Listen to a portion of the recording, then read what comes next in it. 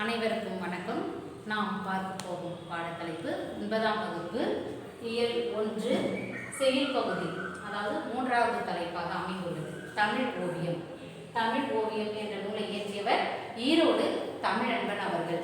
ஈரோடு தமிழன்பன் தமிழ் ஓவியம் என்ற நூலில் முன்னுரையில என்ன குறிப்பிட்டிருக்காரு அப்படின்றத நம்ம முதல்ல தெரிஞ்சுக்கலாம். முன்னுரையில பார்த்தீங்கன்னா, ஒரு பூவின் மலர்ச்சியையும் ஒரு குழந்தையின் சிரிப்பையும் புன்னகையையும் நாம் தெரிந்து கொள்ள எந்த ஒரு அகராதியுமே தேவையில்லை. ஒரு நூலினுடைய ஒரு பூவினுடைய மலர்ச்சியையும் ஒரு குழந்தையினுடைய புன்னகையையும் தெரிந்து கொள்ள எந்த ஒரு அகராதியும் தேவையில்லை அப்படின்னு சொல்லியிருக்காரு. அது போலதான் ஒரு நூலும் அப்படின்னு சொல்றாரு.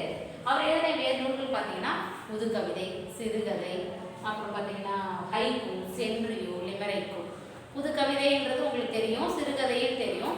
புது கவிதையுடைய வளர்ச்சி தான் ஹைக்கூ. ஹைக்கூக்கு அடுத்த ஸ்டேஜ் வந்து பார்த்தீங்கன்னா சென்ட்ரியோக்கு அடுத்த ஸ்டேஜ் பார்த்தீங்கன்னா லிமெரைக்கோ. இது படிப்படியாக இன்னைக்கு ரொம்ப சுருங்கிய வடிவத்தில் கவிதை வந்துருச்சு. 2 வார்த்தையில கூட கவிதை இருக்குது. அதுதான் அந்த லிமெரைக்கோ அப்படின்றது. அதுக்கு அடுத்தது பார்த்தீங்கன்னா வணக்கம் வள்ளுவ. வணக்கம் வள்ளுவ அப்படின்ற நூல் 2004ஆம் ஆண்டு சாகித்ய அகாடமி விருது வாங்கியிருக்குது இவருடைய நூல். அந்த நூலுடைய பேர் வணக்கம் வள்ளுவ என்ற நூல். அதுக்கடுத்து பார்த்தீங்கன்னா தமிழன்பன் கவிதைகள் அப்படின்ற நூல் பார்த்தீங்கன்னா கவிதை தொகுப்பு தமிழக அரசினுடைய பரிசு பெற்ற நூலாக திகழ்ந்து வருகிறது. தமிழன்பனுடைய கவிதைகள், தமிழன்பன் கவிதைகள் அப்படின்றத நூலுடைய தலைப்பே. அந்த நூல் வந்து தமிழக அரசின் பரிசு பெற்ற நூலாக விளங்கி வருகிறது. மாணவர்களே, அடுத்தது பாடலுக்கு போகலாம். அகமாய் புறமாய் இலக்கணங்கள், அவை அமைந்ததை சொல்லும் இலக்கணங்கள், நிகரிலா காப்பிய பூவனங்கள், உன் நெஞ்சம் நடத்தட்டும் ஊர்வலங்கள். ஃபர்ஸ்ட் 4 வரிக்குள்ள பொருளை பார்க்கலாம். அகமாய் புறமாய் இலக்கியங்கள், அதாவது அகநூல்கள், புறநூல்கள், 8 தொகை 10 பாட்டெல்லாம் இதில் அடங்கும். இந்த மாதிரி அகநூல்களும் புறநூல்களும் நமக்கு வாழ்க்கையினுடைய ரகசியத்தை நமக்கு சொல்லிக் கொடுக்க வேண்டும், சொல்லிக் கொடுக்கக்கூடிய ஒரு இலக்கிய வகைகள். அப்படிப்பட்ட அற்புதமான மிகச்சிறந்த இலக்கியங்கள்லாம் நம்ம தமிழ் மொழியில தான் இருக்கு அப்படின்ற பெருமையை தான் அங்கே சொல்லியிருக்காங்க. அது எப்படி அமைஞ்சிருக்குன்னு சொல்ற இலக்கணமும் நம்ம மொழியில தான் இருக்கு. முதலில் தோன்றிய இலக்கணம் தொல்காப்பியம். முதல்ல இலக்கணம் தோன்றியது தமிழ் மொழியில தான் அப்படின்ற பெருமையை தான் இதில் சொல்லியிருக்காங்க.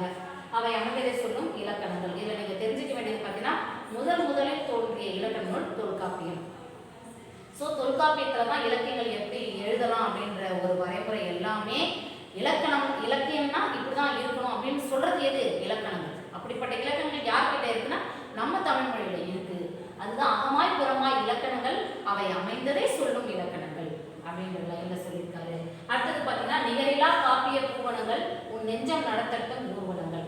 நிகரிலா காப்பியங்கள், நமது 5 காப்பியங்களும் 50 காப்பியங்களுக்கு நிகர் இந்த உலகத்துல வேற எதுவுமே இல்லை. இந்த 2 காப்பியுமே தமிழ் மொழியினுடைய சிறப்பை சொல்வதற்கு மிகச்சிறந்த எடுத்துக்காட்டு நூலாக நம்ம எடுத்துக்கலாம்.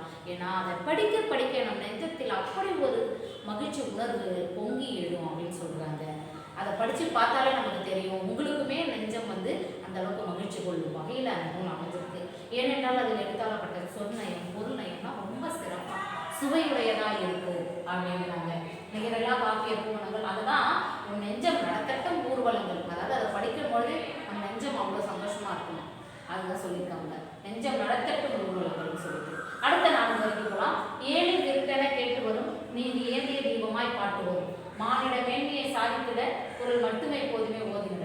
அதாவது ஏழு விருட்டென கேட்டு வரும், அதாவது மிக விரைவாக இலக்கியங்கள் நிறைய வந்துகிட்டே இருக்கு.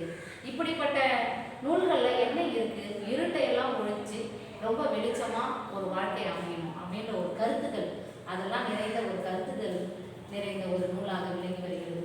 எதுன்னு பார்த்தீங்கன்னா, நீதிகளை சொல்லக்கூடிய 10 பாட்டு, 18 கீழ்கணக்கு. 18 கீழ்கணக்குனா 18 நூல்கள். அந்த 18ல பார்த்தீங்கன்னா 11 நூல் வந்து நீதியை சொல்ற நூல் தான். 11 நூல்கள் நீதியை பற்றி சொல்கின்ற நூல்கள். ஏழு விருட்டென கேட்டு வரும், நீதி ஏந்திய தீபமாய் பாட்டு வரும். பாட்டு வரும்னாலே 10 பாட்டு அப்படின்னு தான் நம்ம எடுத்துக்கணும். இந்த 10 பாட்டு நூல்களில் பார்த்தீங்கன்னா அகம் புறம் எல்லாமே இருக்குது. அதுக்கப்புறம் பார்த்தீங்கன்னா மானிட மேன்மையை சாதித்திட குரல் மட்டுமே போதுமே ஓதுனட. மானிட மேன்மையை சாதித்திட குரல் மட்டுமே போதும். அதாவது நம்ம மனிதனாக பிறந்து மனிதனாக வாழ்வதற்கு, நமக்கு மனிதனாக பிறந்து எப்படி வாழணும் தெரியும்னா திருக்குறள் மட்டுமே போதும். மனிதனாக வாழ்ந்து மனிதனாக சாகுது.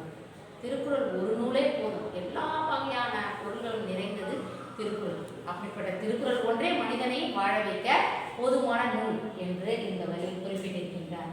எத்தனை சமயங்கள் தமிழ் ஏந்தி வளர்த்தது தாய் எனவே. எத்தனை எத்தனை சமயங்கள், இந்து மதம் மட்டும் கிடையாது, இந்து சமயம் மட்டும் கிடையாது, புத்த சமயம், இந்த மாதிரி வைணவமும் சைவமும் பார்த்தீங்கன்னா இந்து சமயம் சொல்லுவாங்க.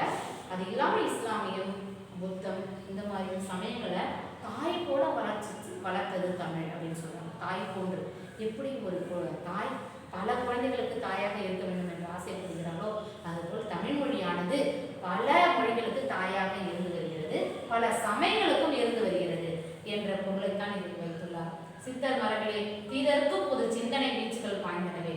அதுபோல மனித வாழ்க்கையில் உள்ள அனைத்து தீமைகளும் அறுத்து வாழ வேண்டும் என்றால், அறுத்து தீமைகளை துறந்து நன்மை பயக்கக்கூடிய ஒரு மனிதனாக வாழ வேண்டும் என்றால், நமது பழைய சித்தர் மரபுகளை எடுத்து படித்தால் போதும், நமது தீமையெல்லாம் ஒழிந்து நமக்கு புண்ணியம் கிட்டும் என்று பொருள் கூறுகிறது இந்த வரிகள். அதுக்கு அடுத்ததாக, விரலை மடக்கியவன் இசை இல்லை, ஏழு வீணையில் என்று சொல்வது போல் குறைகள் சொல்வதை விட்டுவிட்டு கோலம் புனைந்து புது கோலம் புனைந்து தமிழ் வளர்ப்பாய். அதாவது விரலை மடக்கிட்டு உக்காந்தா மட்டும் இசை வந்துடாது, அதை முறையாக கற்றுக்கிட்டு வாசிச்சாதான் முயற்சி பண்ணணும். அதுபோல தமிழ் மொழியை உட்கார்ந்த இடத்திலேயே குறை சொல்வதை விட்டு விடணும். அதாவது தமிழ் மொழி ரொம்ப கடினமாக இருக்குது, தமிழ் மொழி படிக்கிறதுக்கு ரொம்ப கடினமாக இருக்குது, எழுதுறதுக்கு கடினமாக இருக்குதுன்னு சொல்கிறத விட்டுட்டு தமிழ் மொழியோடைய பெருமையையும் புகழையும் நம்ம ஃபஸ்ட்டு தெரிஞ்சுக்கிட்டு அதை இந்த உலக நாடுகளிடையே வளர்த்து போற்றி காத்து வாழ்வோமாக. நன்றி.